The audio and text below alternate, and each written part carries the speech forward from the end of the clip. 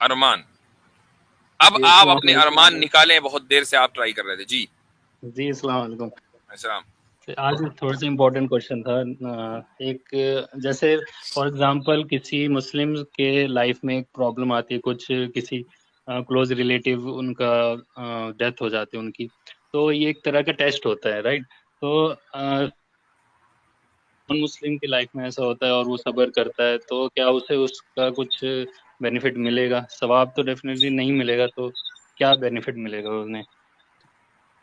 آپ کی آواز بیچ میں تھوڑی سی 0.1 سیکنڈ کے لیے کٹی تھی. یعنی غیر مسلم کی زندگی میں اگر یہ ہو تو کیا اس کو بینیفٹ ملے جی گا؟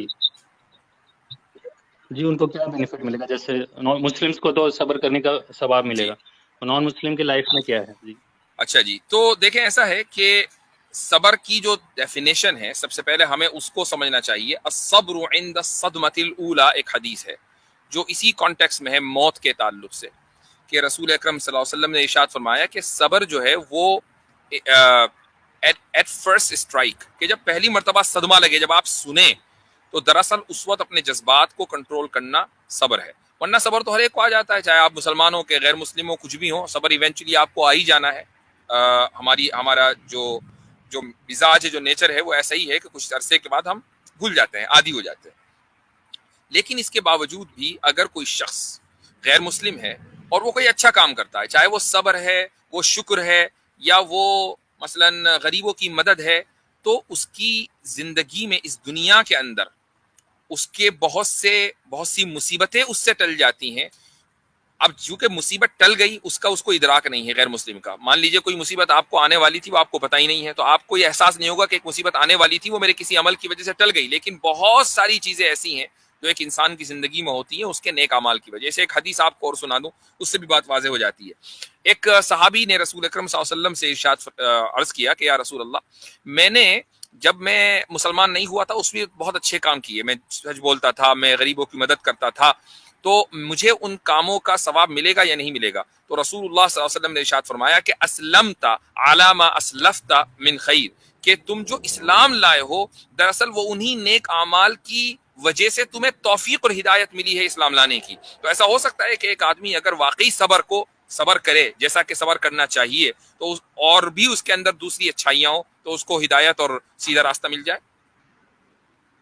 تو مفتی صاحب, آخرت کے بعد مطلب ججمنٹ ڈے میں کوئی بینیفٹ نہیں ملے گا اسے؟ کیا عذاب کم ہو جائے, کچھ ایسا؟ ججمنٹ ڈے میں تو یہ ڈسکشن علماء کے درمیان ہے کہ ایک کافر اگر خدا کے سامنے پیش ہوتا ہے تو اس سے صرف اس کے کفر کا حساب ہوگا یا اس کے جو بقیہ اعمال ہیں ان کا بھی حساب ہوگا؟ چونکہ بقیہ کی تو نوبت ہی نہیں آئے گی نا. بہت سے لوگ یہ کہتے ہیں کہ صرف کفر کا حساب ہوگا اور اس کے بعد اس کو جہنم میں پھینک دیا جائے گا. اس کی ایک مثال دیتا ہوں. مثال یہ ہے کہ ایک آدمی کے اوپر مثلا قتل کا الزام بھی ہے اور چوری کا الزام بھی ہے, ٹھیک ہے. مثلا اس نے کہیں سے یا کسی کی جیب کاٹ لی, اور کسی کو اس نے مرڈر کر دیا, ریپ کر دیا, اس کے بڑے سیریس کرائم بھی ہیں. تو جو اس کا جو موسٹ سیریس کرائم ہے نا, مثلا مرڈر, صرف اسی کا کیس چلے گا اس کے اوپر, چونکہ یہ سب کو معلوم ہے کہ بھائی اس کیس میں گواہ بھی موجود ہے اور سزا بھی موت ہے. اب اگر ہم جیب کتری والی سزا کا جو کیس ہے وہ عدالت میں لے کر آئیں گے تو خام خواہی ٹائم بھی لمبا ہوگا, اور وہ سزا دی بھی نہیں جانی ہے, سزا تو اس کو موت دی جانی ہے. تو جو چھوٹے کرائمز ہیں پھر ان کو عدالت میں نہیں لایا جاتا, یہی اس دنیا کا بھی دستور ہے. تو کچھ علماء کے نزدیک, بلکہ بڑی تعداد میں علماء یہ بھی کہتے ہیں کہ کفار کا جو معاملہ جب خدا کے سامنے پیش ہوگا تو صرف کفر اور اسلام کا فیصلہ وہاں پر ہونا ہے, ان کے اعمال اچھے یا برے ان کی طرف دیکھا ہی نہیں جائے گا, الا یہ کہ انہوں نے کسی دوسرے کے اوپر ظلم کیا ہو, تو پھر ظلم کا بدلہ ضرور دیا جائے گا اس کو. ٹھیک ہے جناب. جی جی, بہت بہتر, شکریہ. السلام علیکم.